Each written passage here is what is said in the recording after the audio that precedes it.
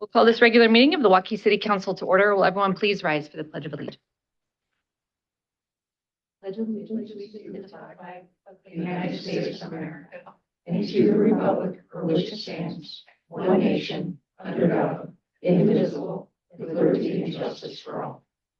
All right, Becky, will you please do roll call? Mayor Clark. Here. Councilmember Anderson. Here. Councilmember Crone. Here. Councilmember Grove. Here. Councilmember Lyon. Here. Councilmember Pierce. Here. All right.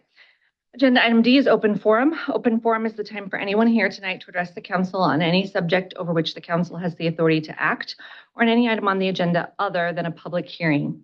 If anyone here tonight wishes to address the council and voice your comments or questions, you can approach the podium or raise your hand.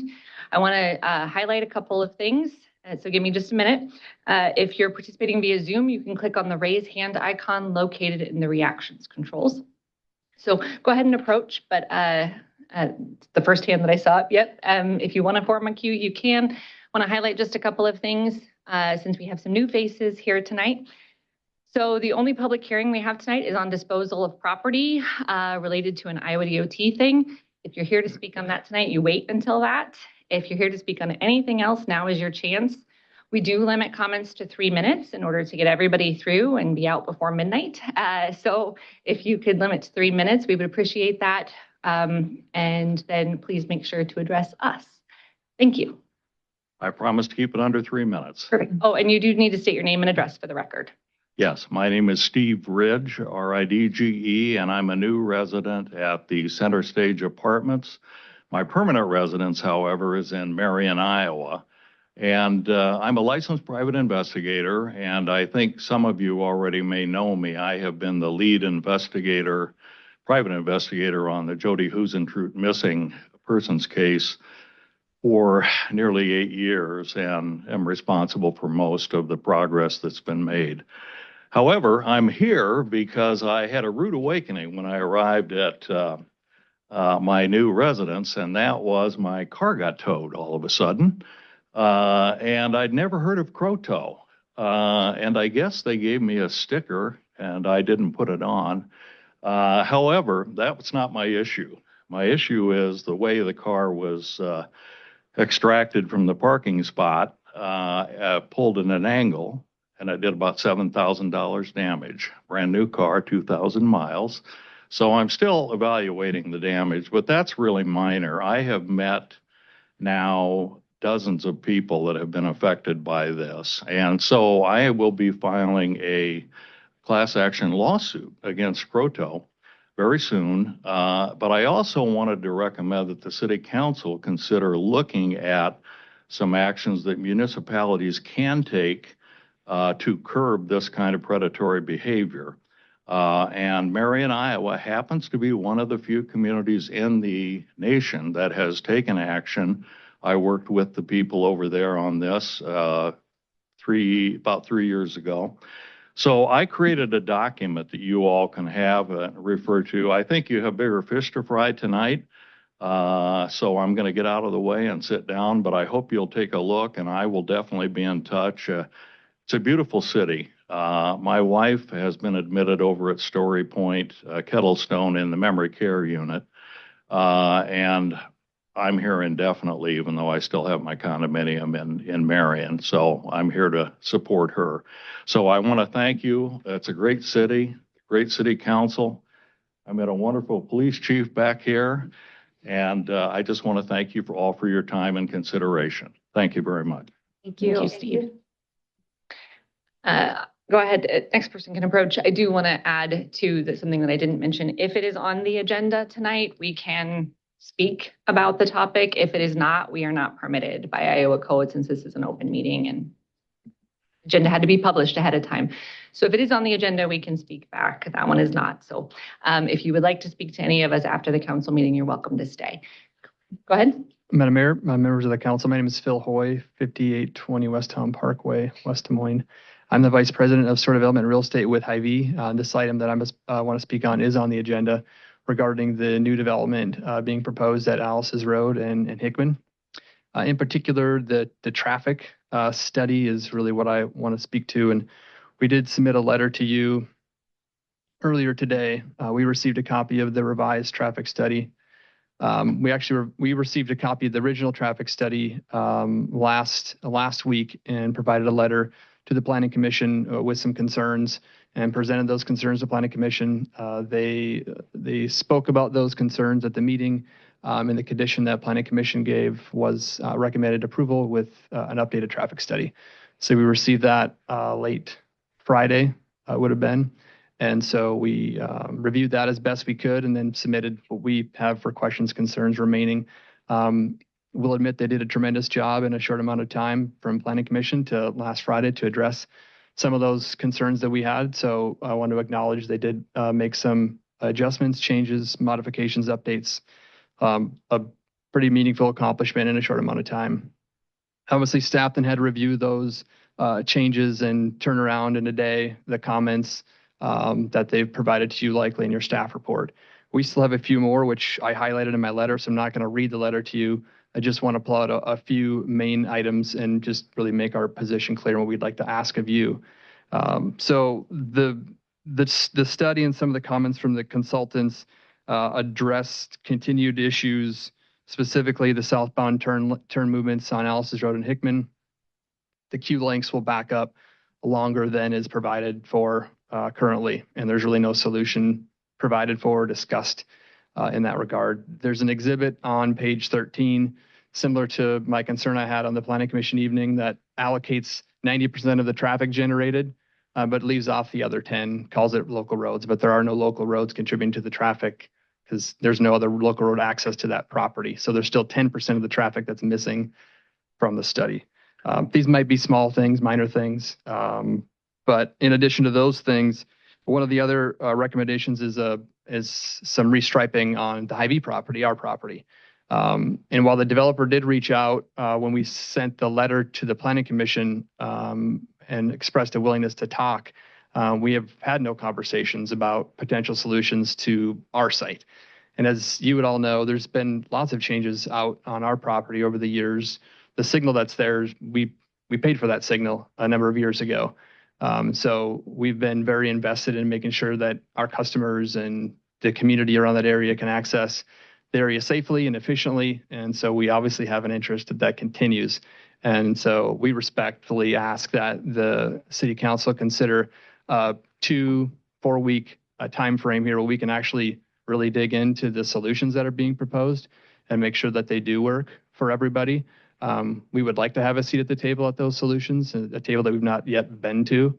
So that would be our ask. And if the city council does move forward regardless of our request, then we have some conditions that we've requested you make on the approval if you decide to go that direction as well, which is provided for in the letter to you. Thank you. Thank you. I believe that Rudy will speak at length about the traffic study in a little bit, and so we will hear more on that as well. Yep, go ahead.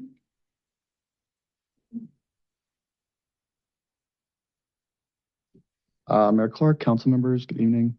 My name is Robert Bell. I live at 135 Southeast Trillium Drive here in Waukee. I'm here tonight as a Waukee parent and resident to respectfully ask that you reconsider the proposed amendment to Chapter 135 regarding children playing in the streets. I want to make something clear. I support safe streets, I support responsible parenting, and I support reasonable rules that protect our children, drivers, and pedestrians. This is an argument about safety. It's an argument about proportionality. Waukee already has an ordinance prohibiting playing games in the streets and alleyways. The proposed amendment goes farther by making parents responsible for allowing that conduct and making violations of the code a misdemeanor. That's a significant escalation. My biggest concern is not what this ordinance is intended to do. It's what it could become in practice. Imagine a quiet residential street or cul-de-sac where neighborhood kids routinely play, ride bikes, kick a soccer ball, play street hockey. They're not running recklessly into traffic. They're not intentionally interfering with vehicles. They're simply playing outside with kids. They live around them. Now imagine a disagreement develops between neighbors. Under this ordinance, a neighbor could repeatedly report those children Police could be called, parents contacted. Ultimately, those parents could potentially face criminal charges for what they believed is letting their kids do something that was ordinary neighborhood play. Now, a law doesn't have to be intentionally abused or create the possibility of abuse. That's why I believe we need to be very clear about creating criminal liability around broadly defined conduct. And if safety is truly the objective, I believe we should regulate based on actual safety risk. The proposed language treats every street essentially the same. It doesn't distinguish between a busy roadway and quiet residential cul-de-sacs. It simply prohibits playing games on streets and alleys. Why not consider measurable factors such as traffic volume, vehicle speeds, roadway classifications, visibility, or other legitimate safety concerns? A quiet neighborhood street with very little traffic presents a fundamentally different risk than a busy collector street or arterial road. If the concern is safety, let's measure the risk, not simply the existence of a street. There's something else worth considering. Neighborhood play isn't just kids occupying the street. It's children getting outside, getting physically active, learning to cooperate, developing independence, building relationships. We should be encouraging this behavior. I'm not asking Waukee to abandon safety. I'm asking you to write an ordinance that recognizes the difference between genuinely dangerous conduct and ordinary childhood. Protect our children, respect parents, address real safety hazards, but don't create a criminal penalty that can turn ordinary neighborhood disagreements into legal problems. We can have safe streets without criminalizing normal childhood. Sir, your 3 minutes is up. Can you conclude, please? Yes, I respectfully ask the council to reject the misdemeanor provision as it's currently written. Thank you. Thank you. So I've received a lot of emails on this topic, as I believe most of council has, when we've explained back the rationale and what is happening on a couple of streets in our community. There's been very little concern after that. So hopefully once you hear the chief speak on it, we'll be able to kind of assuage some of those concerns. Your request is valid. Are there additional people who would like to speak? There's a hand raised in Zoom. Okay, we'll take the Zoom first and then you can come up. Just a moment. This would be Courtney. Courtney, it is your turn to speak. Good evening, Mayor Clark and members of the City Council. My name is Courtney Myshevsky. I am a direct descendant of 6 pioneer families with deep roots in the history of this area. The Hammond. Courtney, I do need you to state your address for the record too. I live in Fredericksburg, Virginia currently, but I am a direct descendant of 6 pioneer families with deep roots in the history of the area. The Hammond, Sprague, Reed, Givler, Zuck, and Burkholder families. I am here to oppose the proposed amendment to City Code Section 135.04. I have read both the existing code and the proposed amendment. My objection is not based on a misunderstanding of either. I understand the city's concern about children playing in traffic. The issue is whether this amendment addresses that problem with the precision expected of a criminal ordinance. For context, Mayor Clark explained in an email to me, and I quote, "I want to give you some context that I think will help clarify things," stating that the amendment originated from one specific situation involving a child playing in the street where parents allegedly refused multiple requests to stop the conduct. That explains the motivation for the amendment. It does not justify creating a town-wide criminal liability provision without clearly defining its limits. Mayor Clark also explained that enforcement will be limited to quote-unquote extreme and rare circumstances after parental notice and refusal to correct the conduct. If those are the limits, they belong in the ordinance, not in an email explaining how the ordinance is intended to be enforced. The underlying prohibition may not be new. The legal consequence for parents is. Consider the Waukee Cemetery. 6th Street is a historic roadway, and there is no protective barrier between the roadway and the graves along its edge.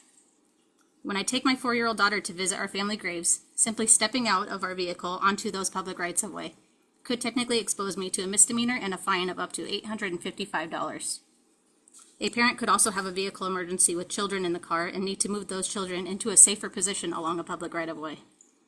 That is not children playing in traffic. The ordinance should say so. If the city's actual objective is to address Parents who knowingly allow dangerous street play after notice and refusal to correct it, then write that standard into the law. Do not enact broader criminal language and rely on enforcement discretion to narrow it afterward. I urge the council to reject this amendment and require a precise redraft that addresses the actual safety problem without creating unnecessary criminal exposure for ordinary family activity. Thank you. Thank you. I have to admit, I've been a little bit surprised by some of the emails I've gotten that seem to think it's okay for children to play in the streets on the regular basis. I understand neighborhood play. Kids play in the streets all the time in my neighborhood. However, they move when cars come down. What we're addressing today is that is not happening. That is not happening in a neighborhood. And in fact, it's caused police issues. I don't think we should be expending police resources to take multiple calls to the same neighborhoods again and again and again to address issues. So your comments are appreciated. Go ahead. All right. Good evening. My name is Keith Seashore, and I live at 2700 Northwest 167th Court in Clive, Iowa. And my lot butts directly up to the proposed Walmart. So I am heavily and negatively impacted by this potential placement. So I'm here to share some concerns today that I have around the location and also suggest some potential changes that would really help maintain my property value as it does unfortunately, if it does unfortunately move forward. First, this is not the right location. There are very few Walmarts that back up to a residential area. Most Walmarts are fully surrounded by commercial areas all around and avoid any of the negative pitfalls of being close to residents. I will point out that there was a potential Ankeny Walmart that was proposed in 2024, backed up to a residential area that did not move forward due to significant homeowner opposition. And I really see no difference here. Second is a homeowner who is impacted likely the most of anyone in the community and whose lot is the closest to the store. The location of the auto center, along with the docking placement and trash, will be very disruptive to my property and surrounding neighbors. Excessive noise from the auto center, Walmart's recycling bins, and semis potentially dropping off shipments at all hours of the night on the northern end will be a major disruptive experience. At the very least, I would hope the following could be mandated by this council. There should be a requirement to ensure a planting of a significant number of mature evergreen trees in order to create a densely populated visual barrier between the back of the store and my property line. This is really important in the late fall, winter, when the leaves that currently exist fall off and you can have direct sight of line into that building. The plan does not show how many trees nor the size of the trees that will be planted. From other stores that I have seen where there is a tree barrier line, many times I see 3-foot trees, half of them are dead in the middle of the summer. Doesn't do any good. I think Walmart could do much better and make sure that we have a large set of mature evergreen trees that are covering my sight lines in my property. And then secondly, lights should be placed and controlled at a minimum glare to make sure there's no spillover into my yard. And then finally, an 8-foot sound barrier wall on the segmental retaining wall between the store and my property on the northeast perimeter should be a reasonable and required element of the site plan versus what exists right now with just a cheap 4-foot chain link fence. We could do much better there. And that type of wall would really help minimize sounds from the store potentially coming into my property. Walmart's value is almost $1 trillion. These asks are very minimal. It won't have any impact on the profitability of this store, but would have a big impact on our property, the one that I own. And finally, I would just say if this was your property, any of you, I think you would ask for similar concessions and making sure that your value is protected the best that it could. And these couple things that I would request are very minimal and very affordable and would help me tremendously. Thank you. Thank you. Thank you. Thank you. Your points are well taken. I know that we've been in communication around buffering, and so hopefully we'll speak to that tonight, but we will continue to work on that if it moves forward. Thank you. Any other comments? Interesting Zoom. Okay. An open forum is closed. Agenda item E is agenda approval. Can I get a motion? Move to approve. Second. Any discussion? Please vote. Councilmember Crone, Yes. Councilmember Grove, Yes. Councilmember Lyon, Yes. Councilmember Anderson, Yes. Councilmember Pierce. Yes. Agenda item G1 is a public hearing on the disposal of real estate in accordance with Iowa Code 364.7. I now declare this public hearing open. Becky, have we received any correspondence on this? No, none received in the city clerk's office. Thank you. Rudy? Thank you, Madam Mayor. Good evening, council members. Up on the screen is a map displaying the right-of-way to be transferred to the state of Iowa, specifically even the Iowa Department of Transportation. Outlined in the red polygon up on that map, this is the interchange of Interstate 80 and Grand Prairie Parkway on the north, the city of Waukee. On the south of this interchange, the city of West Des Moines. Working through our Grand Prairie Parkway Corridor Enhancement Project, if you're familiar with that, we've discussed that at prior workshops, recently just reviewed those bids received. Going through that right-of-way investigation, we noticed we did not transfer this to the Iowa DOT as we were expected to do as part of that interchange construction project several years ago. So this is really a cleanup item, transferring the necessary right-of-way to the DOT so they can continue with their responsibility for maintenance of the interchange itself, controlling access distances and locations as well. We've worked with the District 1 staff to verify the area outlined in red works for their continued and future maintenance efforts, as well as it preserves our efforts in that northeast quadrant with our monument signing that we're proposing with that enhancement project and access to that area as well. So with that, happy to take any questions, but again, this is a transfer to the state of Iowa for that right away. Thank you. Does anyone here tonight, either in the council chambers or on Zoom, wish to speak on this public hearing item? If so, please approach the podium or click on the raise hand icon located in the reactions controls.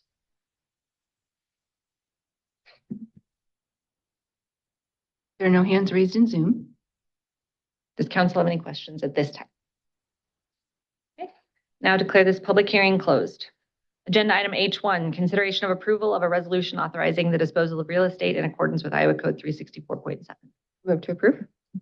Second. Anything further, Rudy? Nothing to add. City staff did work with the city legal staff to prepare the quitclaim deed, and so that's what we will be transferring over to the state of Iowa via that methodology. So if there's any questions of that, happy to take those, but we again recommend approving the resolution. Thank you. Any questions? Please vote. Councilmember Pierce, Yes. Councilmember Grove, Yes. Councilmember Anderson, Yes. Councilmember Lyon, Yes. Councilmember Crone. Yes. Agenda item H1, consent agenda. Can I get a motion? Move to approve. Second. Any discussion? Please vote. Councilmember Crone, Yes. Councilmember Lyon, Yes. Councilmember Grove, Yes. Councilmember Pierce, Yes. Councilmember Anderson, Yes. Agenda item H2, consideration of approval of an ordinance for the division of revenues under section 403.19 Code of Iowa for the North Waukee Residential Urban Renewal Area 2026 ordinance parcels. This is a second reading. Move to approve the second reading of the ordinance in title only. Second. Jennifer. Good evening, Mayor and Council. As you just mentioned, this is the second reading of the 2026 TIF ordinance parcel in the North Waukee Residential Urban Renewal Area. These TIF parcels, are highlighted here in green on the screen. As you know, this TIF ordinance is due to the last 12 months of development in this area and anticipated development as well. The ordinance does establish the city's ability to capture TIF increment. We would recommend the second reading of the ordinance. If you have any questions, happy to answer them. Thank you. Any questions? Please vote. Councilmember Crone, Yes. Councilmember Grove, Yes. Councilmember Pierce, Yes. Councilmember Anderson, Yes. Councilmember Lyon, Yes. Item H3, consideration of approval of an ordinance to amend Chapter 135 of the Waukee Municipal Code regarding playing in streets or alleys. This is also a second reading. I move to approve the second reading of the ordinance in title only. Second. Chief. Good evening, Mayor and Council. This ordinance was brought forth at the last council meeting for introduction and first reading. And as you may recall, even though one incident made us realize the gap in the ordinance. As we grow, that gap is going to become wider. And what I mean by that is currently, the way the code is written, if we have a problem with children playing in the street, our alternative is to charge that child with a simple misdemeanor. And we don't want to do that. So the amendment to this code takes that responsibility off of the kid and puts it back on the parents. The likelihood of us using this is slim, and I know that's no comfort to some. However, our team uses good judgment every single day, and they talk to people every single day, and they educate people every single day on hundreds and hundreds of laws that we have at our disposal that we never charge. But the goal is, if we did get into a situation where somebody just refuses to obey the law, we need to be able to enforce the law. And currently, charging a child with a simple misdemeanor for playing in the street is not practical. So this amendment would take that to the parent. I do also want to be clear that the simple misdemeanor is a city code violation, and it is no different than an animal at large ticket. There's no fingerprints, there's no mugshot, there's no federal criminal history that goes with it. Yes, it would show up on Iowa courts as a city code violation, but it is the exact same charge as a dog at large ticket. And the reason for that is because our city code under section 1.14 defines a standard penalty of any city code violation as a simple misdemeanor, just flat across the board. And that's just the way that the law works. We have to have a penalty in our code, and by our code, the standard penalty is a simple misdemeanor. So whether you get written a ticket for a dog at large or whether you get cited for allowing your kids to play in the street, it's the exact same thing. Along with that, I also, Mr. Bell's comments about there are different risks with different roadways. There are. However, number one, it's impractical to separate out specific streets and code. But number two, those vehicles backing out of driveways or pulling out of driveways in the streets actually create just as much problem as a street that's heavily traveled. Now, certainly not to the level of Hickman or University or Grand Prairie, right? But those parents that back out of their driveway and are used to doing that on a daily basis, I would argue are probably paying less attention than those parents that are driving down the street on maybe a collector street or something of that nature. So we do feel that the amendment is necessary, and we feel that it's justified. Additionally, to the comment online, I can't pronounce Courtney's last name. I apologize, Courtney.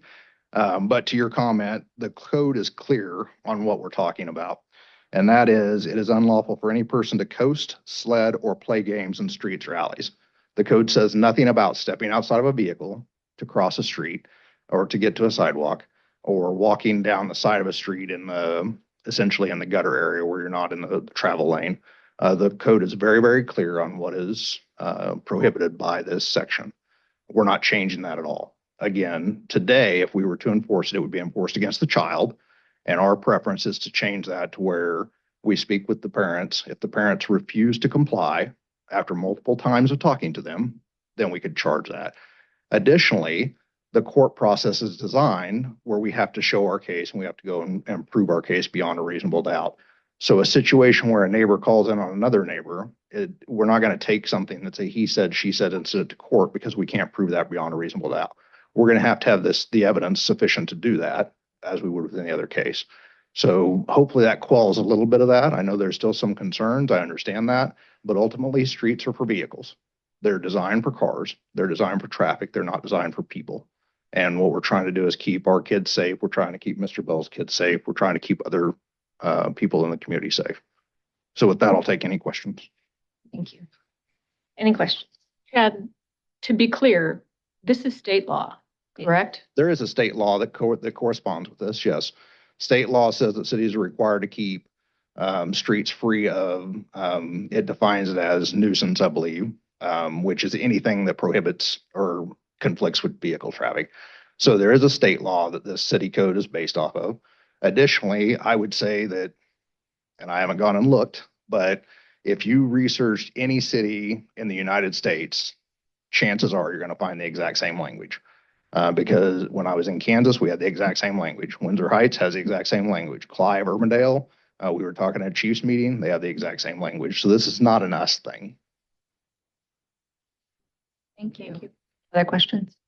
What is the difference with it just being ticketed? Like if you parked on the side of the road when you weren't supposed to during the snow, to like a ticket that's a simple misdemeanor? So a traffic infraction are things that are outlined by state code, which we adopt as a city code. So like speeding and stuff of that nature. Those are traffic infractions that are specific to the Iowa Code 321 that deals with traffic. Because this is a city code, that is something that the city adopts that we don't enforce under state code. And again, our code of ordinances under section 1.14 at the beginning defines any penalty for any violation of city code as a simple misdemeanor. Anything else? Please vote.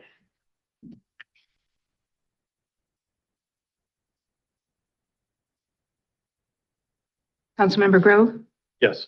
Councilmember Anderson, Yes. Councilmember Crone, Yes. Councilmember Lyon, Yes. Councilmember Pierce, Yes. Agenda item H4, consideration of approval of an ordinance to amend chapter 26 park regulations by amending section 26.12 dogs restricted to rename section 26.12 as dogs and to include dog park rules and regulations. It's definitely a Monday. Third and final reading on this one. Go ahead. Move to approve the third reading of the ordinance in title only and place it on final passage. Second. Matt. I have nothing further to add from the first two readings. As a reminder, this is a cleanup to put the dog park rules from a resolution into the ordinance. I'd be happy to answer any questions you might have. All right. Please vote. Councilmember Crone, Yes. Councilmember Lyon, Yes. Councilmember Grove, Yes. Councilmember Anderson, Yes. Councilmember Pierce, Yes. Item H5, consideration of approval of a resolution approving development agreement with Alderbrook LLC, J. Larson Homes LLC, and Waukee Commons LLC at 310th Street. 310th Street.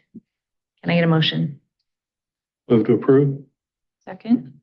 Andy. All right. Good evening, Mayor Clark and council members. Before you tonight is consideration of a developer's agreement with Alderbrook LLC, J. Larson Homes LLC, and Waukee Commons LLC.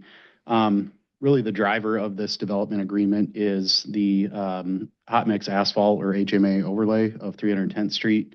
It's about 1.15 miles worth of asphalt overlay of 310th Street that would be just west of the southwest corner. So this property right here, if you can see on the screen where I've got my little red dot, that's the southwest corner of the Civic Campus property that the city owns. The city previously did an asphalt overlay of U Place and then the rest of 310th Street out towards 6th Street. This would be an asphalt overlay of the remainder of 310th Street over to T Avenue and then a short section of T Avenue to the northwest corner of the Alderbrook property. In addition, the development agreement outlines the responsibility of installation of a public water main along this roadway as well. And really the whole purpose of this agreement is because there are several residential subdivisions either under construction now within this area or in the near future will be under construction. They have a need to get this asphalt overlay completed probably sooner rather than later. So that way we kind of quit getting some dust complaints. And then in addition, there are these developments also need public water main access to them for future fire flows and things like that. So city staff has worked with the three different parties. They've all agreed to pay their fair share. The agreement outlines the responsibilities for this, and the city attorney has prepared the agreement, and staff recommends approval of the development agreement. Happy to take any questions. Thank you. Any questions? I have one quick question. I remember we had a couple of residents that came to us about development in this area and had some concerns about the construction traffic creating dust in their house. Is that the same? This would area? be kind of the same Okay. area. Yep. Okay. Yep. Okay. I was just curious if it was that resident that was impacted or if this was. This would aid in some of those dust control complaints for several of those residents within this area. Okay. All right. Thank you. Yep. Please vote. Councilmember Grove, Yes. Councilmember Crone, Yes. Councilmember Pierce, Yes. Councilmember Anderson, Yes. Councilmember Lyon, Yes. Item H6, consideration of approval of a resolution approving construction drawings for 310th Street and T Avenue. Move to approve. Second. Andy. I think I've pretty much described what's all included in these plans, but this includes, again, about 1.15 mile worth of asphalt overlay of 310th Street, again, west of U Place, and then over to T Avenue, and then just south to the northwest corner of the Alderbrook development, which is this area here that's shown on, or that I'm pointing to here with the red dot. The Alderbrook development would continue to do phases of asphalt overlay of T Avenue as they continue to complete their various phases of that project. In addition, there's a 12-inch water main that would be extended along 310th Street, and then it would transition to an 18-inch water main as it goes south along T Avenue. Staff is recommending approval of the construction plans for 310th Street and T Avenue. I'm happy to take any questions. Any questions? Please vote. Councilmember Crone? Yes. Councilmember Pierce? Yes. Councilmember Lyon? Yes. Councilmember Anderson? Yes. Councilmember Grove? Yes. Item H7, Allison Hickman Development. H7A, consideration of approval of a resolution approving preliminary plat. Can I get a motion? Move to approve. Second. All right. So I'll present on items 7A and B here because they're essentially the same request, just a little bit different document. But the owner is Herd Land Company, LLC. The applicant is Orange Development, LLC. And the owner and applicant are requesting approval of a preliminary plat and a final plat for a commercial development. The property is outlined in blue on the screen. It's located at the northeast corner of Northeast Alice's Road and East Hickman Road. And it's just over 33.5 acres in area. For those council members, you'll recall this property was rezoned earlier this year from the A1 Agricultural Zoning District to the C1 Community and Highway Service Commercial District. The preliminary plat and final plat, this up here on the screen, is kind of the cover sheet of the preliminary plat. Preliminary plat and final plat identify the creation of 3 lots, again, for commercial development. Lot 1, which is the largest lot, kind of takes up the north 2/3 of the property and then kind of down all the way down into the southeast corner of it. That's 29.31 acres in area. Lot 2, which is the larger lot at the corner of the southwest corner of the property, that's 3.19 acres in area. And Lot 3, which is kind of the small square right here, that is just over an acre in area. All lots meet or exceed the minimum requirements of the C1 Community and Highway Service Commercial District. No new public streets are planned for this development. Private streets and utilities will serve the development. Those improvements are proposed as part of the site plan for the Walmart project, which we'll discuss here in a little bit. But that would include the extension of a private street. You can kind of see the outline of it. A private street that would access off of Hickman Road, or excuse me, Northeast Alice's Road, and then continue over to the existing access that shares that access point with the Westlight apartment project that's directly to the east of this. In addition, there are 2 other access points shown, one off of Northeast Alice's Road and one kind of in the center of the property on the south side to Hickman Road. A right turn lane is proposed to be added at the easternmost access off of Hickman Road. That was warranted as part of the traffic study that was submitted for the review of this project. This easternmost access point is a 3/4 access point off of Hickman Road. The center access off of Hickman is a restricted right in, right out. These 2 access points on Hickman Road, those are under the Iowa DOT's jurisdiction. Those are predetermined access points as part of a corridor agreement that the city and the DOT already have and have had for several years. There is an additional access, as indicated previously, just north of the intersection. That is a right in, right out, so you'll be able to turn right into that and come out of it and go right and go north on Alice's Road. The existing signalized intersection that's directly opposite of the Hy-Vee grocery store, just directly to the west, that is a full signalized intersection, so you'll be able to go any direction, north, south, east, west from that intersection. All proposed access points meet or exceed the minimum requirements of the street design guide And as indicated, the DOT has already issued permits for the proposed access points off of East Hickman Road. I would note there is an existing wetland area within this development. You can kind of see it. Here it's kind of tough to see, but you can kind of see this small meandering wet area here. The developer and the property owner have secured the appropriate permits from the Army Corps of Engineers as well to mitigate any sort of impacts to the wetland areas and to purchase credits for wetland mitigation bank uses.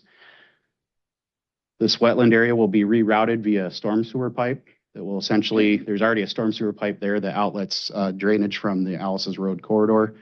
And that pipe will be shortened a little bit and then will be piped and then up and around the store and will outlet up into the existing wetland area. Probably the largest wetland area is up here in the northeast corner of the property that's not being disturbed as part of this development. 30-foot landscape buffer is required to be installed as part of the project. You can kind of see those conceptual plantings along the north and east boundaries. The purpose of that is to provide screening from the adjoining residential uses to the north and to the east. The Planning and Zoning Commission did recommend approval of the preliminary plat and final plat for Alice and Hickman Development at their meeting on August 11th, 2026.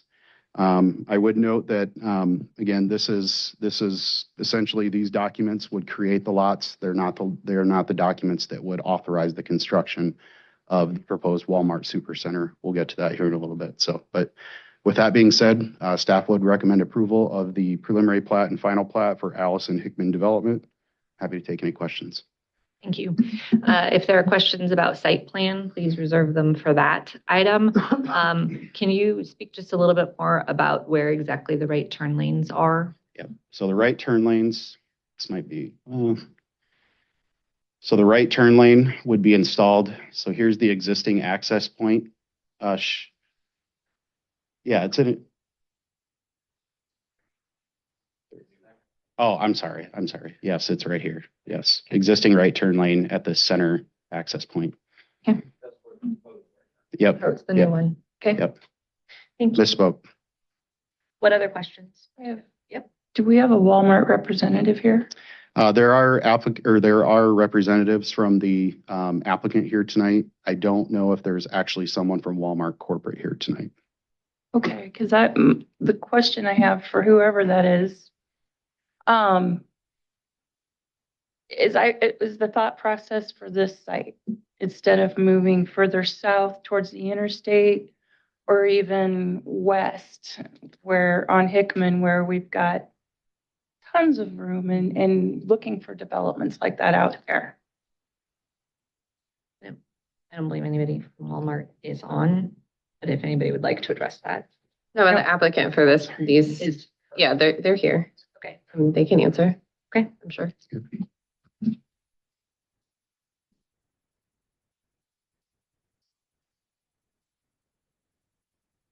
Joseph Parsley, Cross Consulting Engineers, president of the company, 76 Ledgestone Commons, Bartlett, Tennessee, 38133. I was certainly not part of the selection process. I'm the civil engineer on the project, so I can't speak to demographics or what led them to choose this piece of property. The developer was heavily involved with the selection of this piece of property. I just can't speak to why this one was the one that they chose. Okay. My question has to do with, sorry. Is there somebody online who's raised their hand to speak? Is that somebody from Walmart? Okay. Okay. Go ahead. Okay. My question has to do with the seashores and the buffer that will be along the backside. I agree. I wouldn't want the noise in my backyard. I wouldn't want the light in my backyard, and I would want as much buffer as possible. Yes, ma'am. What is the plan? Yes, we actually were 110 feet away from that back property line with our final grading. So we have 110 feet of trees, of existing trees, in addition to the landscape buffer that we're planning Tell me about that landscape buffer that you're planning. Yeah, I don't have, we can get to, I think the landscape plan, once we get to the site plan and show you some more details of what that looks like, but it's a 30-foot evergreen. I mean, it's smoke trees, it's a staggered landscape buffer in addition to the existing trees that are out there today. And again, that's another 110 feet from the Right. property. Those leaves will drop in the wintertime though. So I'm curious regarding their question about how tall these trees will be that you plant. Right. Because if they're baby trees, it's going to take 20 years before they'll provide. No, we certainly can get that landscape plan. I just don't have that Okay. in front of me to tell you what size those were. Okay. But yeah, it's not a 3-foot. It's Okay. Mayor, I would suggest, just based upon some of the nature of these questions, that it may be of value if staff would just go ahead and present on the site plan at this time. And then we could follow up Very with helpful. approval of both items 7 and 8. That would be fine. Thank you.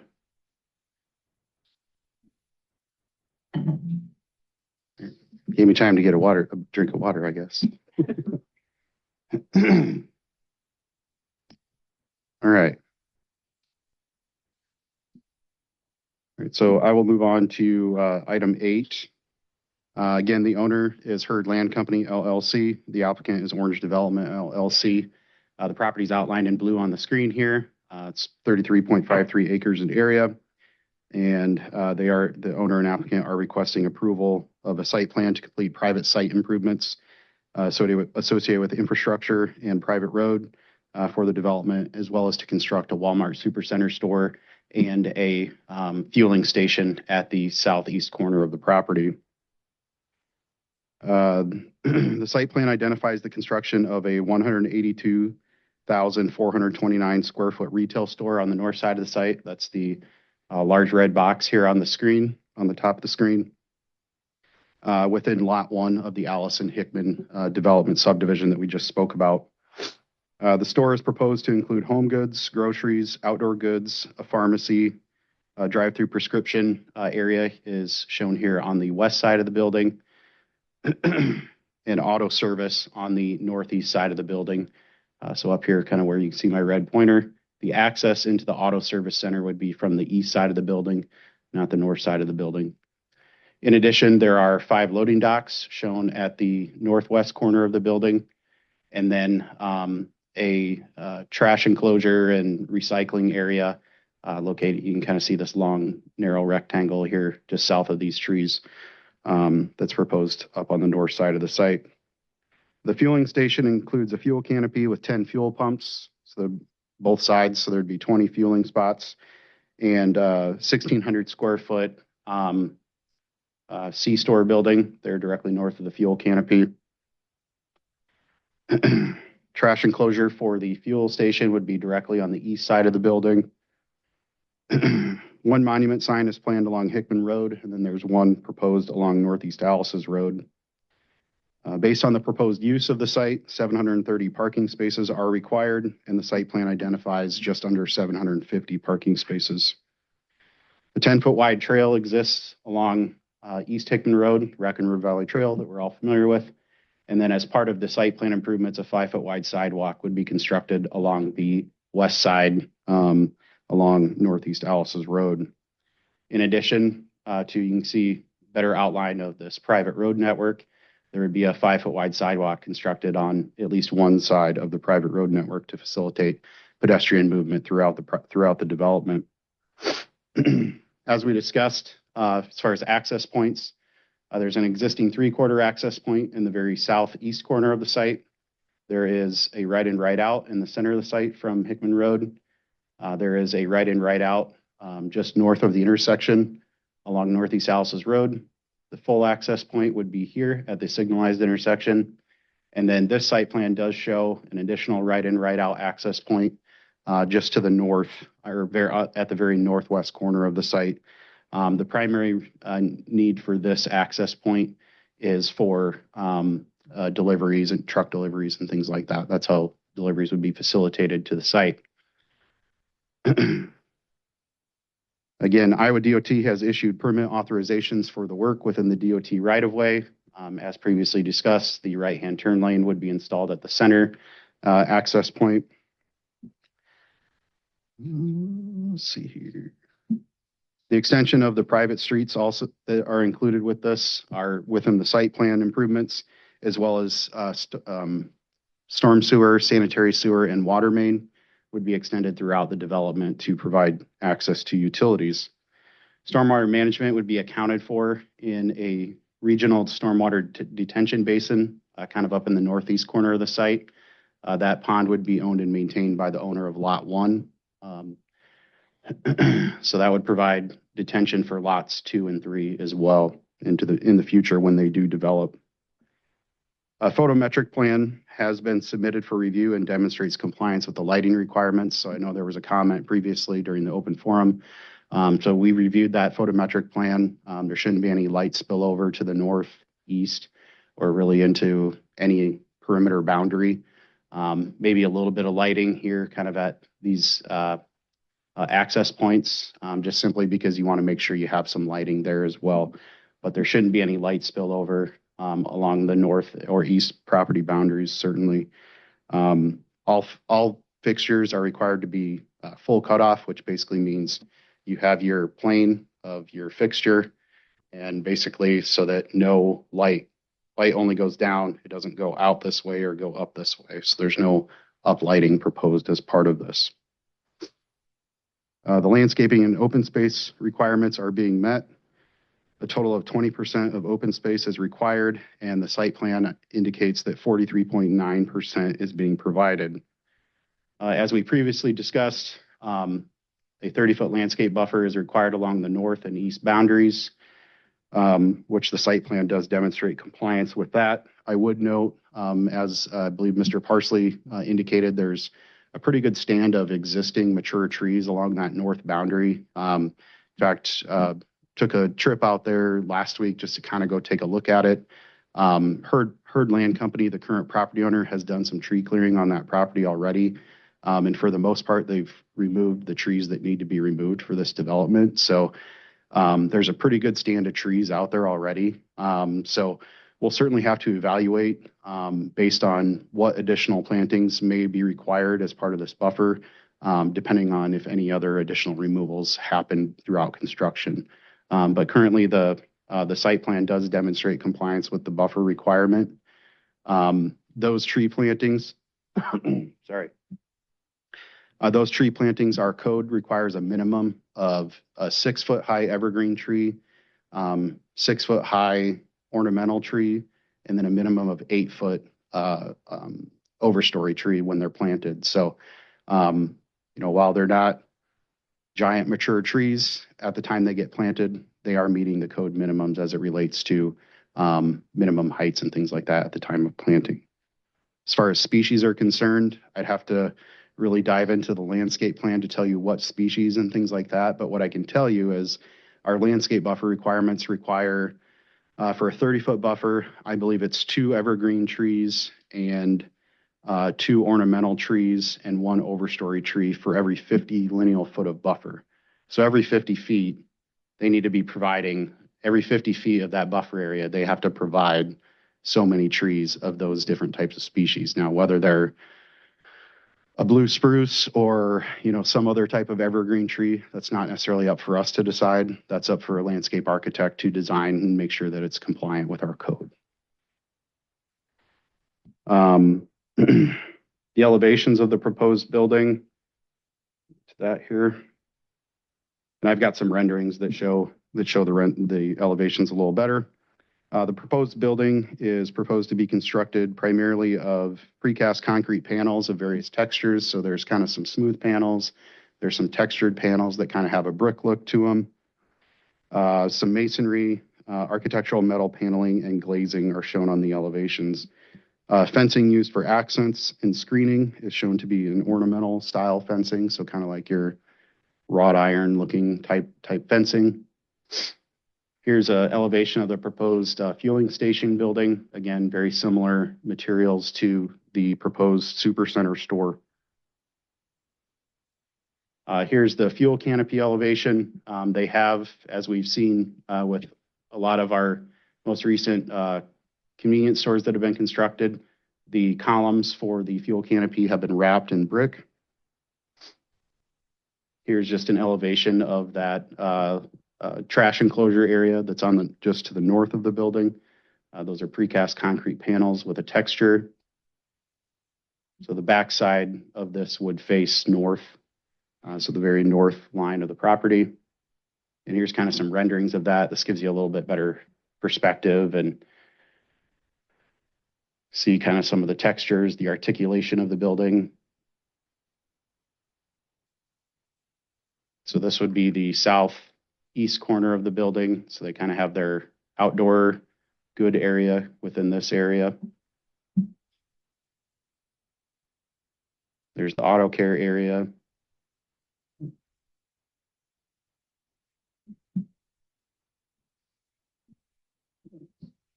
Staff did receive some correspondence prior to the Planning and Zoning Commission meeting. That correspondence was passed on to the commission as well as was included in your packet here tonight. In addition, staff also received some correspondence from Hy-Vee, as the gentleman previously spoke tonight, regarding some of their concerns related to the initial traffic study.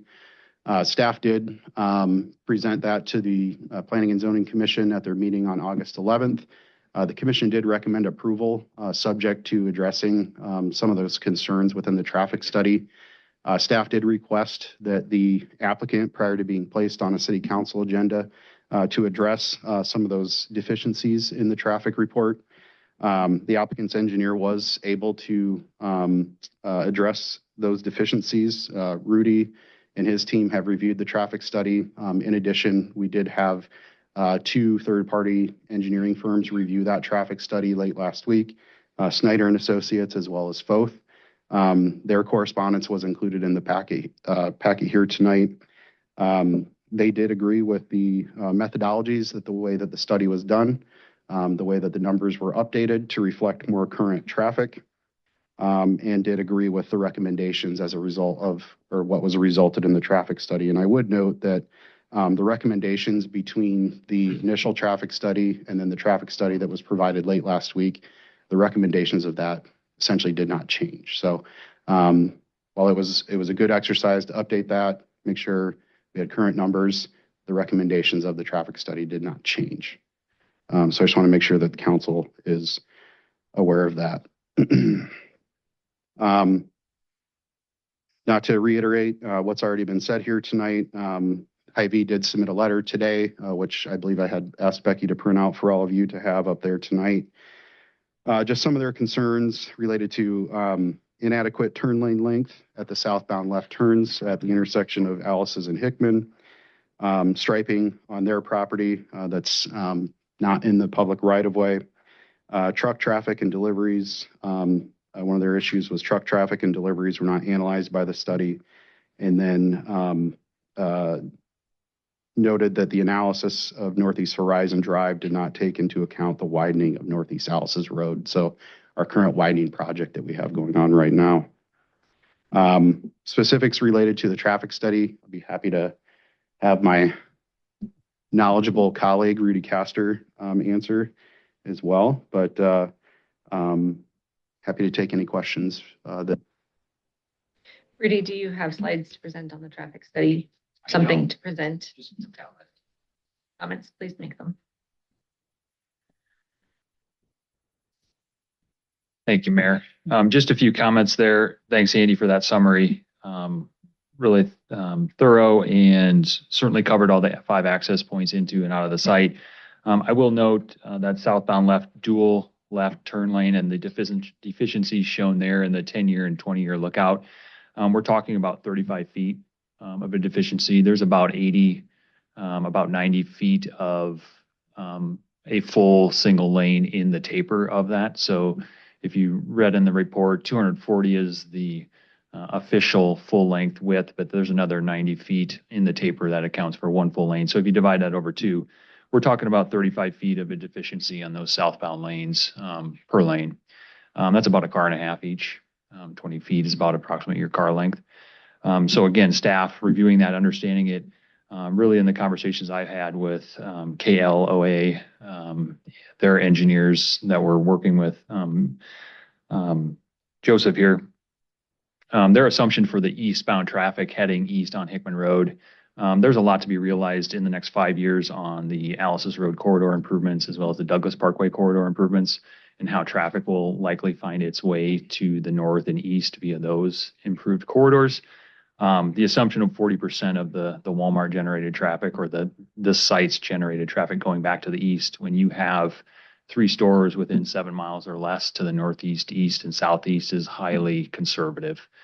We feel that conservatism really just benefits that southbound left turn lane deficiency shown in this report. So we have the ability to capture the real-time traffic data, and we look forward to capturing that as this project moves forward, if this project moves forward, as well as the remaining growth in the community. We took 1.5% growth through this area for background traffic. That's really the driving number behind some of these queue lengths that we're seeing in that 10 and 20-year lookout. So again, it is a crystal ball here, this methodology is, but it is sound. It has been vetted by 2 other outside engineers that we work with and have confidence in their and trust in their understanding. So there's that on the southbound queue lengths. I mentioned the stores in proximity to the east, northeast, and southeast, likely driving down that east movement traffic.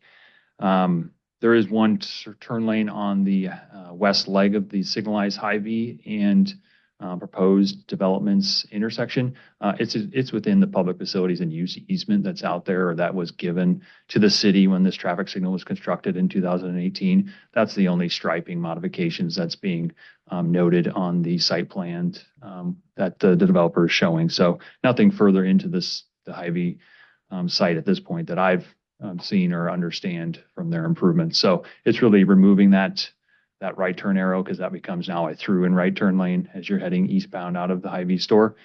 Removing that or modifying it to a through and right arrow is really the modifications there. So staff, the engineering staff, Joseph and his team did share truck turning templates coming out of that signalized intersection, out of the Walmart site, out of the Hy-V site. There are median modifications on Alice's Road to pull those noses back to accommodate those semi-trailers. So it's a semi-tractor with a 50-foot trailer coming out of those entrances east and west. We have to pull those median noses back to 5 to 10 feet. Pretty typical or anticipated modification there. Something we hoped that we had figured out when we originally constructed Alice's Road in phase 5 about 7 years ago, but we didn't quite get those right. So those modifications are part of the site plan improvement shown with the Walmart Supercenter. As I mentioned, or as was mentioned, the configuration and analysis at Northeast Horizon Drive and Alice Road, that revision of the lane configuration of Alice Road was included in the updated TSI. I had that specific conversation and did verify that later today as well. So that did update that. It actually improved that eastbound left turn on Horizon Drive as you were to turn left to go north on Alice's Road.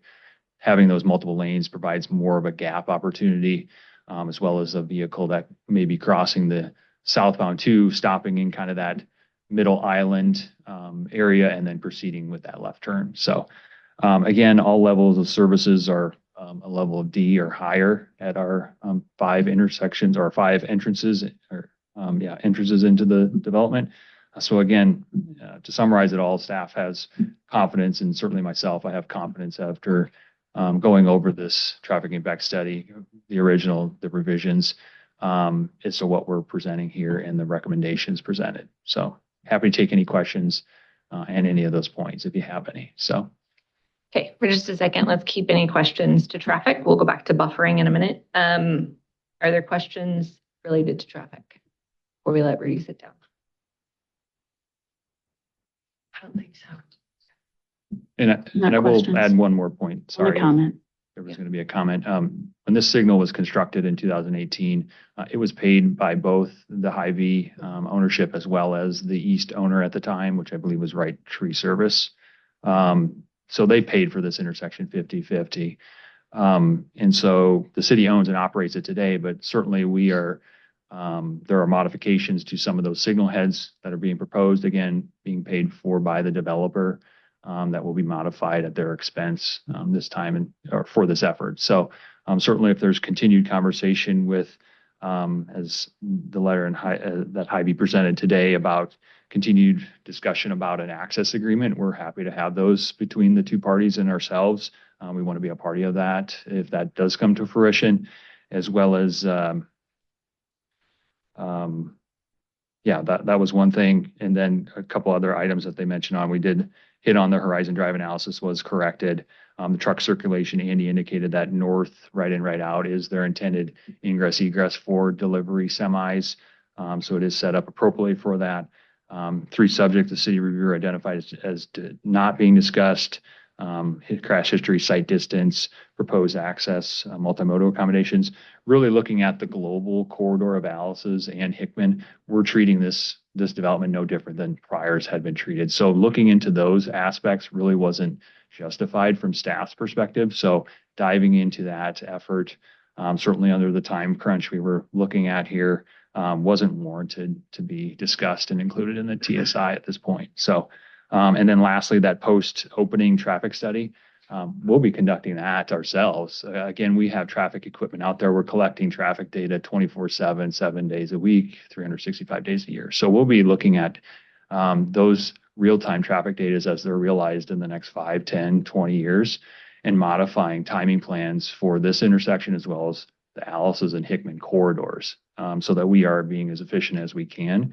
If that's taking it to the next level of adaptive equipment or whatnot, we'll see if that's warranted at that time when traffic volumes warrant that and that discussion and analysis. So I think that's all I have. And again, happy to take any follow-up questions if you have any on this traffic analysis. Thank you. Should you add a comment? Do Rudy stay there for a second? Was this traffic study done, like you said, 3 years ago? Were we still in the middle of our Alice's Road project at that point? Was this done at any point when Alice's Road was closed? So the traffic data that they utilized was December of 2023. And one comment that was brought up at the P&Z meeting in the prior Hy-Vee letter was it didn't realize or didn't take account for Target opening after the fact, which Target wasn't open in December of 23. So I provided them February of 26 data that when Alice's Road was open north of Hickman Road through those winter months when we had a few opened months there with that project, to realize what is reality and what traffic is. And so we were within 1% on Hickman Road and within a few percent on Alice's Road. Actually, the traffic data they were assuming was actually higher than what the real-time data was. So we looked at a week in February. That was a typical week with school in session, with Alice's Road open, with Target open. And you said this is a bit like a crystal ball where we're kind of trying to guess. Do we know what sort of development will be happening in Urbandale/Grimes all the way up Alice's Road? How much more traffic could we get on Alice's? I have an answer for that, Mayor. Yep. We did about, I want to say, probably been 6 years, maybe 5 years. We did a Northwest area study between the cities of Clive, Urbandale, and Waukee. Clive was the lead agency on that, but we looked at all of those undeveloped land uses in all 3 communities to the north of Alice's Road corridor as well as to the west.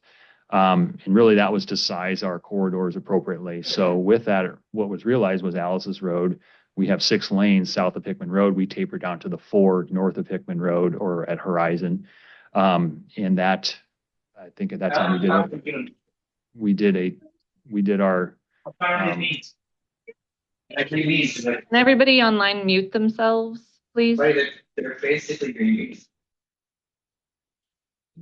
Not entirely sure why we're unmuted to begin with, but we will deal with that. Yeah. Rudy? So we did it, the 3 communities, we did a traffic forecasting outlook at those land uses. We didn't look at every parcel. We just took our land use maps and applied appropriate traffic methodology for trip generations based on those land uses. So with that helped us size our corridors: Douglas, Alice's Road, Meredith, Waterford. And from that really was another document that solidified what we were projecting for volumes on Alice's Road. So. Other questions? Okay, not on traffic. Thank you, Rudy.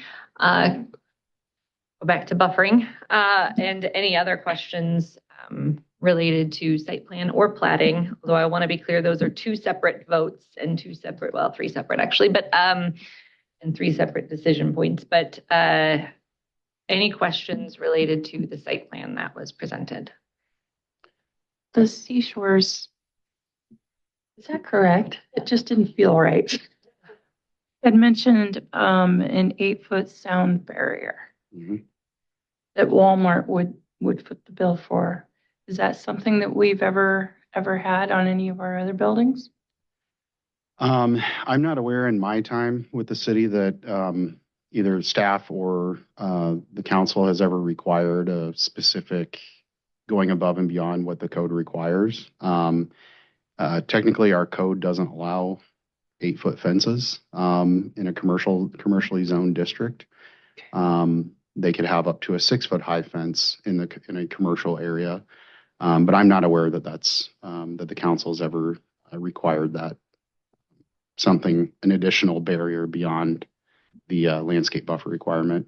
And I would note that the 30-foot buffer actually requires 2 overstory trees, 3 evergreen trees, and 2 ornamental trees. So per 50 lineal foot of the buffer. 7 trees. In terms of the site plan that you've shown, this is in addition to the existing tree canopy that is out there? It would be in addition, yes. Okay. So this would be an additional 7 trees per 50 feet, per 50 lineal feet, linear.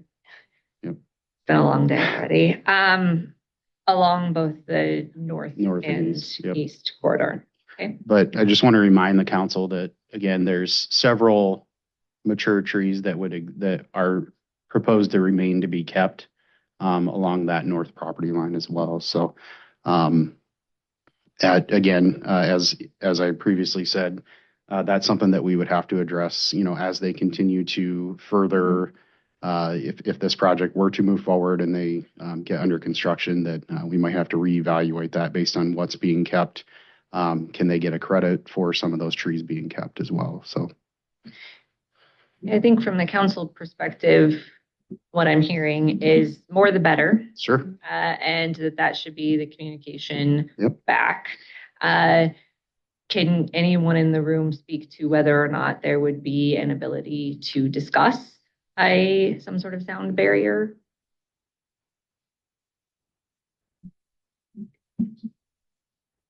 Yeah, since my client has gone beyond his 30-foot buffer, it's like I said, essentially in that piece of property in question, it's 110 feet of existing landscaping we're keeping, and then putting in all these trees that we're talking about to infill in between those gaps to help when the leaves fall, to help buffer it. So again, an 8 or 6 foot tall wall along that property line really won't do much because the elevation change is about 30 feet down from the finished floor at the Walmart Supercenter down to that creek.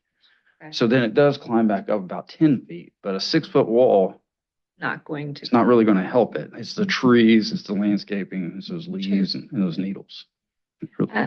Thank you. Yes. Are there other questions? It's not a public comment item. I am Afterwards you can. I'm going to ask if there are other questions for now.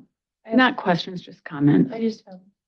Go ahead, Chris. Have you received any complaints from the people on the west side of Target, that neighborhood? Not necessarily complaints about noise or anything like noise. that, or light pollution. I'm not aware that we've had any complaints regarding that. Okay. I know we've had some, complaints about, mowing and things like that, but that's something that our co-compliance officer has addressed, and we're not getting those complaints anymore. Thank you. Questions I have are for Walmart specifically, so I will ask them, but if that can get to them somehow. Same. Right. I might have some information to share if you want to. Perfect. Do we know what the store hours are going to be? I do have some information as it relates to store hours. Oh, here we go. Anticipated customer-facing hours for the store are 6 a.m. to 11 p.m., 7 days a week, which is consistent with typical Walmart store operating hours. Obviously, that's a little bit different for like pharmacy and the auto service center. I know I looked up before the P&Z meeting as it relates to the auto service center. It appears that all of our, or most of the local Walmart auto service centers are from like 7 a.m. to 7 p.m. So those wouldn't be open till 11 p.m. is at least what my understanding is based on other local stores. Walmart indicated these hours are designed to provide Waukee residents with convenient access to groceries, pharmacy, and health and wellness offerings, household essentials, and other everyday products. Final hours will be established as the store approaches opening and will be subject to applicable local requirements. So for the Walmart store, the main store, and then the convenience center or convenience store, do we know how many full-time employees we're expecting? How many part-time employees we're expecting? Let's see here. Excuse me. The Supercenter is expected to create approximately 250 to 300 local jobs, providing a mix of full and part-time opportunities for Waukee and the surrounding area. I think this is just a general corporate statistic, but it says approximately 2/3 of Walmart's U.S. hourly store roles are full-time, and staffing will depend on the store's final operations, customer demand, and services offered. And then just one more question. As far as being active in the community, do they plan on like joining the Chamber of Commerce, regularly donating to Waypoint, helping out with HERDA, being involved with the school foundation, those types of things? Sure. Walmart desires to become a long-term member and partner of the community. Walmart has a long history of supporting the communities where they live and work, including through relationships with local nonprofit organizations, schools, food security organizations, first responders, and other community partners. As the Waukee store moves towards opening, local store and market leadership would look for opportunities to develop similar relationships with organizations serving the Waukee community.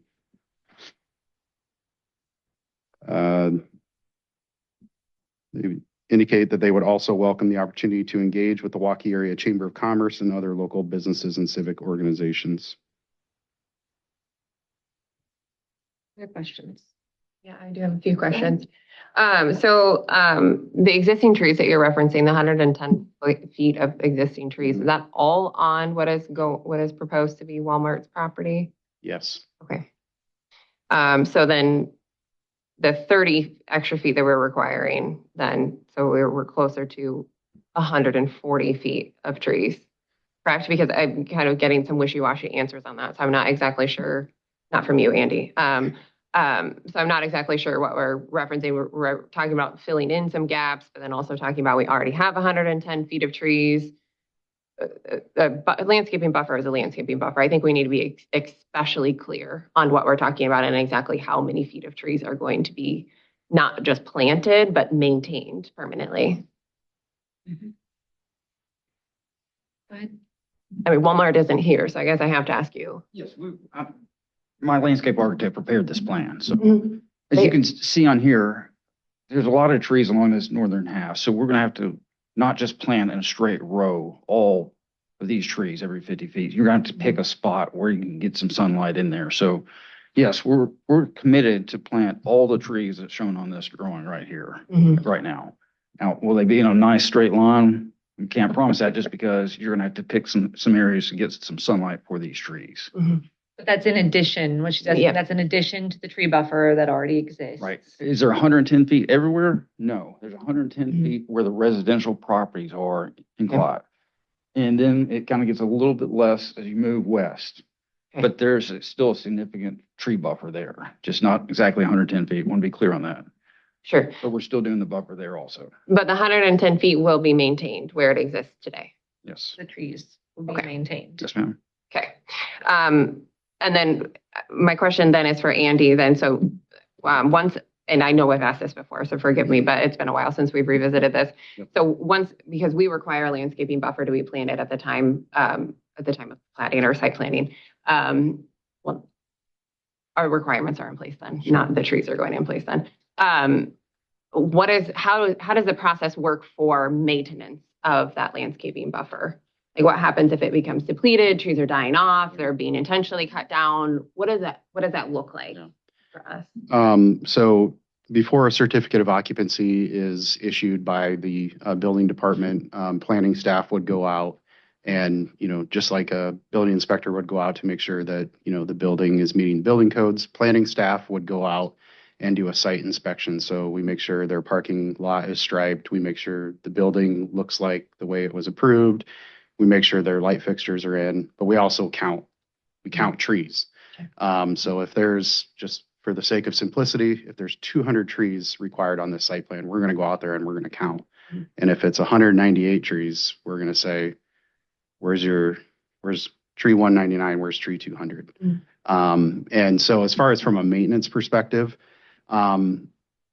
something related to this site, and really any commercial site, if staff were to see someone completely remove their landscape buffer, I mean, that'd be either a phone call from me or a letter from Paul Carpenter, our code compliance officer, saying, hey, what's going on with your landscape buffer? You need to replace those plantings because it's a code requirement.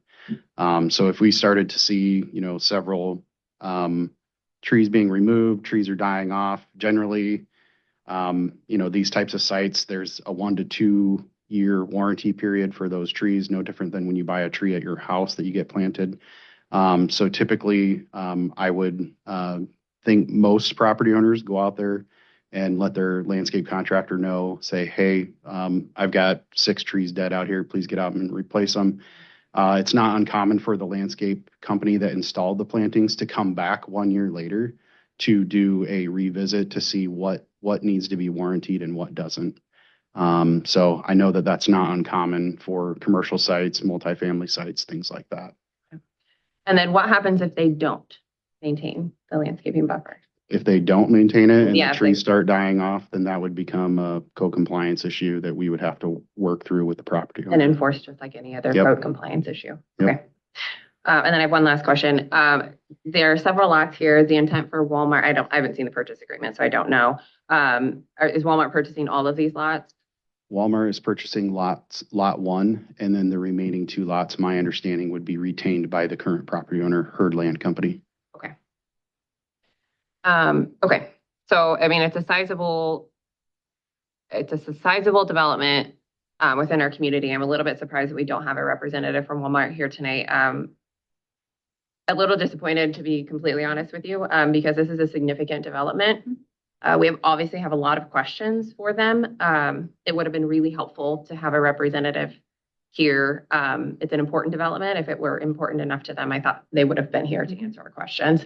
So I am a little disappointed that they chose not to do that, especially if in writing on black and white paper, they're intending to be good community partners. I don't think this is a very good first start. And that's exactly the comment. One of the comments that I was going to make is, in sitting on city council and thinking about this particular project, there are 2 questions that I had to ask myself. Number 1, how is this going to affect our residents? And number 2, how is it going to affect our current businesses that we already have and retain in Waukee? And when it comes to affecting our residents, I think probably the biggest challenge that we would have in this particular location is traffic and people getting through that intersection, people getting to work in the mornings, people getting home at the end of the day, and the additional truck traffic that may be incurred because of the new development. The other is in terms of people and the inconveniences that we would have. I'm very concerned about noise and what type of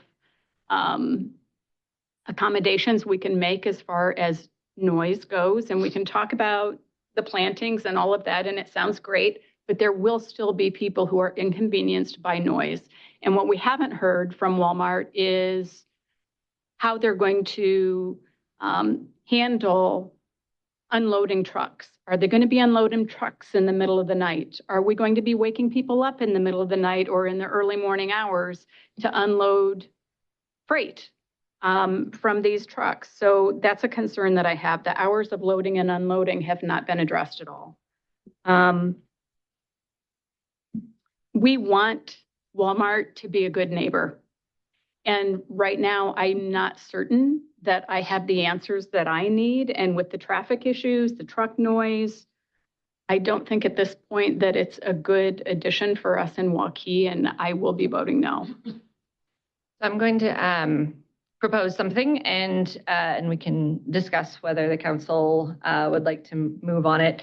Plating is a separate conversation. Plating is dividing the land into developable components is a separate issue from site plan. It sounds like we have some some outstanding questions, I think, from a site plan perspective that council would like to see answered potentially from a Walmart representative at some point.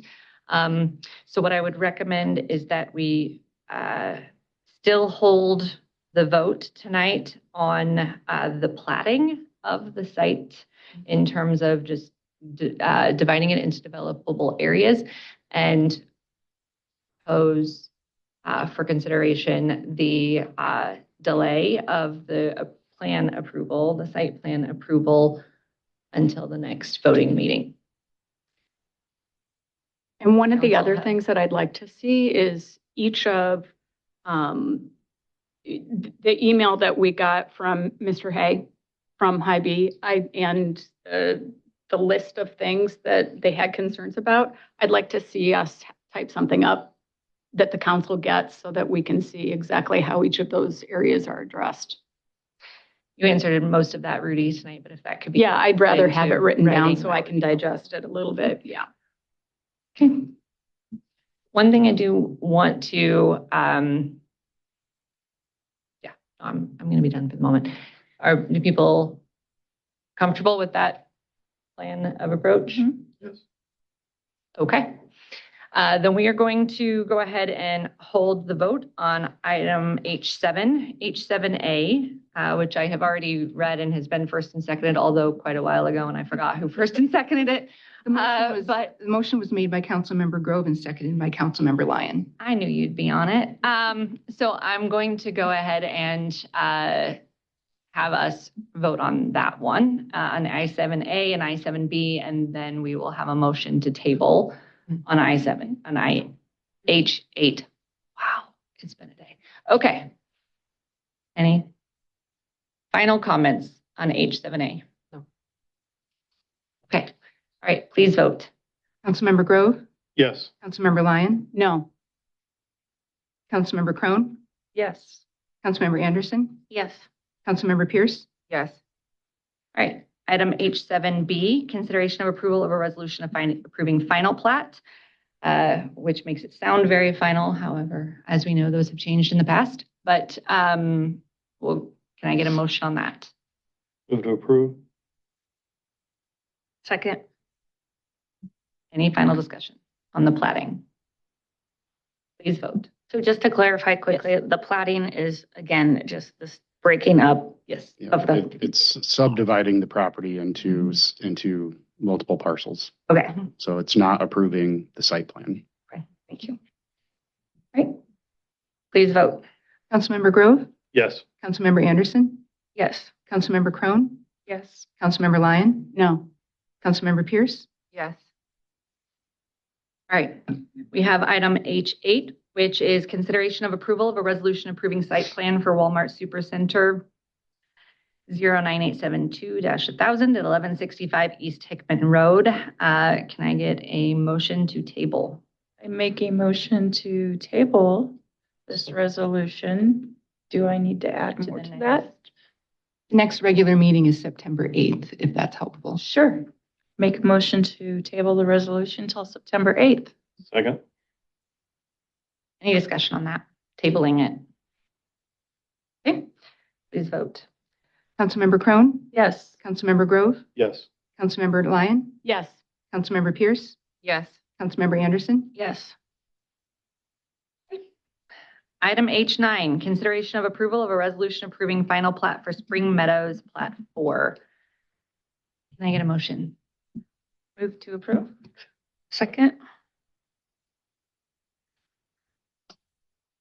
Melissa. Can we wait for just a minute? And because there's a lot of commotion here Other from people people maybe. leaving. So if we can just let them depart so we can concentrate on our meeting, that would be great. All right, go ahead, Melissa. Good evening, Mayor and Council. The owner and applicant is Waukee Partnership LLC. The property is located south of Hickman Road and east of 20th Street. It contains a little over 10 acres in area. It is outlined in pink on the screen, kind of at the northwest corner of that colored area shown. The property is zoned R-2 1 and 2 family residential district and R2 1 and 2 family residential district with a planned development overlay. The final plat includes 44 lots for single-family residential, 22 lots are zoned R2 PD1, and then 22 lots are zoned R2. All lots meet or exceed the minimum requirements of the R2 and R2 PD1 zoning districts. The plat includes extensions to both Locust Street and Cedar Street. 5-foot wide sidewalks will be provided along both sides of both streets with individual lot development. Public utilities will be provided to each lot. Parkland dedication requirements have been met or will be met with previous and future phases of the overall Spring Meadows development. The parkland is in the green, kind of just to the southeast of that. And there's also a little section right here, that first phase of Spring Meadows. Staff recommends approval of the final plat, and I would be happy to answer any questions. Thank you. Are there any questions? Please vote. Councilmember Crone? Yes. Councilmember Anderson? Yes. Councilmember Lyon? Yes. Councilmember Pierce? Yes. Councilmember Grove? Yes. Item H10, consideration of approval of a resolution approving site plan for Discount Tire at 215 West Hickman Road. Can I get a motion? Move to approve. Second. Melissa. The owner is Waukee Crossing LLC. The applicant is Holly Properties LLC. This property is located north of West Hickman Road and west of Northwest 2nd Street. Contains a little over an acre. The property is zoned C1 Community and Highway Service Commercial District. The project includes the construction of a single-story building that is 7,320 square feet in area and 24 feet in height. A trash enclosure is proposed at the northeast corner of the site. 2 access points will be provided into the site from the private drive along the north. That private drive is accessed off of Northwest 2nd Street into the Guadalajara site, and that is a shared access for the overall development. A pedestrian connection will be provided into the site from the public trail along West Hickman Road. Parking and landscaping requirements are being met. All utilities will be provided to the site. Stormwater detention will be provided in the existing regional detention basin, which is located to the northwest of the site. You can see it on this screen, just up here. So that's the detention for the overall development. Let's go to the building elevations. So the building elevations are proposed to be constructed mostly of brick, aluminum composite panels, split face CMU and storefront system. Overhead doors are shown on the east elevation. The trash enclosure will be constructed of the same split face CMU to match the building. Staff recommends approval of the site plan, and I'd be happy to answer any questions. Thank you. Are there any questions? Please vote. Councilmember Lyon? Yes. Councilmember Pierce? Yes. Councilmember Anderson? Yes. Councilmember Grove? Yes. Councilmember Crone? Yes. Item I11, Stratford Crossing Commercial Plat 3, Stratford Crossing Retail. I11A, consideration of approval of a resolution approving preliminary plat. Move to approve. Second. Melissa. And I'll go ahead and present on 11A through C together. The owner and applicant is Sherman Hills Real Estate Partnership LLC. The property is located west of Northwest 10th Street and south of Northwest Stratford Drive. It contains 8.86 acres. The property is zoned C1 Community and Highway Service Commercial District. The preliminary plat and final plat include 1 lot and 1 outlot. Lot 1 is at the north side of the site. It is 1.87 acres in area, and then the rest of it is outlot X, and that's 6.99 acres in area. The site plan is for lot 1. It includes the construction of a single-story multi-tenant building. The building is 10,000 square feet in area and 27 feet in height. Go to the next slide here. A drive-through is proposed at the south side of the building. A trash enclosure is shown just to the west of the building. Two accesses will be provided into the site from the public streets, one off of Northwest 10th Street and one off of Northwest Stratford Drive. 5-foot wide sidewalks will be provided along the public streets adjacent to the site. Pedestrian connections will be provided into the site from both the north and the east. Parking, lighting, and landscaping requirements are being met. Public utilities are provided to the site. Utilities within the development will be privately owned and maintained. Stormwater detention will be provided with a large pond located at the northwest corner of the overall development. Building elevations. The building elevations are proposed to be constructed mostly of brick, stone, and fiber cement. Staff recommends approval of the preliminary plat, final plat, and site plan, and I'd be happy to answer any questions. Thank you. Are there any questions? I may have missed it in the notes. The drive-through, I assume that's intended to be like for like a restaurant type user or like a coffee shop or something like that. Yeah, I'm unsure at the time what it is, but yeah, so the drive-through would start at the west side of the building and then work its way to the south side. And Sure. I guess you can go out. So the access point at Northwest 10th is a right in, right out. So they could technically go out here if they're going south, or they'd have to go back up to the north to get out. They're going to try to go north. Other questions? Please vote. Councilmember Crone? Yes. Councilmember Grove? Yes. Councilmember Pierce? Yes. Councilmember Anderson? Yes. Councilmember Lyon? Yes. Item I11B, consideration of approval of a resolution approving final plat. Move to approve. Second. Melissa? I have nothing further to add. Any questions on the final plat? Please vote. Councilmember Pierce? Yes. Councilmember Crone? Yes. Councilmember Lyon? Yes. Councilmember Grove? Yes. Councilmember Anderson? Yes. Item I11C, consideration of approval of a resolution approving site plan at 660 Northwest 10th Street. Move to approve. Second. I have nothing further to add. Any questions?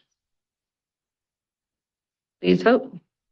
Councilmember Grove? Yes. Councilmember Crone? Yes. Councilmember Pierce? Yes. Councilmember Anderson? Yes. Councilmember Lyon? Yes. Agenda item J, reports. Brad? Thank you, Mayor. Believe it or not, school starts next week. So I would just encourage the public and our mayor and council to be patient with us. As school starts up, the first couple of weeks are always a little traumatic when it comes to traffic and new traffic patterns and new schools where kids are trying to get to. So we will continue to monitor that, but just realize the next couple of weeks are always a little bit hectic. I know there was a question relative to some improvements that are being done on University Avenue. Those are associated with the school administration's building and the extension of Parkview Crossing to the south. Those improvements do include the extension of the median through so that there's no through movement between Parkview Crossing and Prairie View School. We have been diligently working with that contractor. I would say they're a little behind, but the goal is to get as much of that buttoned up prior to Monday. And anything that's not completed prior to Monday, there will be limited working hours to allow for traffic to get in and out of those schools. So bear with us. We'll do the best we can, but just know we'll have some traffic jams here in the next couple of weeks. Steve? No report. No report. No report. No report. I want to thank everybody who emailed the council. We received tons of emails this week on many different topics. And though we were not able to reply to all of them, just know that we do open them, we do read them. I replied to every single one. Did you really? I did. I didn't, there were some I missed. I would say I'm very thankful. However, there were a couple that, let's just say my mom didn't raise me to talk like that to somebody, but that's fine. I did reply. I appreciate staff's time and the detailed explanations for everything tonight. I really do. I know you guys do a lot of work in preparation for these meetings and a lot of work through the entire process. It's not easy, so thank you. And with that, I will take a motion to adjourn. Move to a second. Second. All those in favor? Aye. Thank you.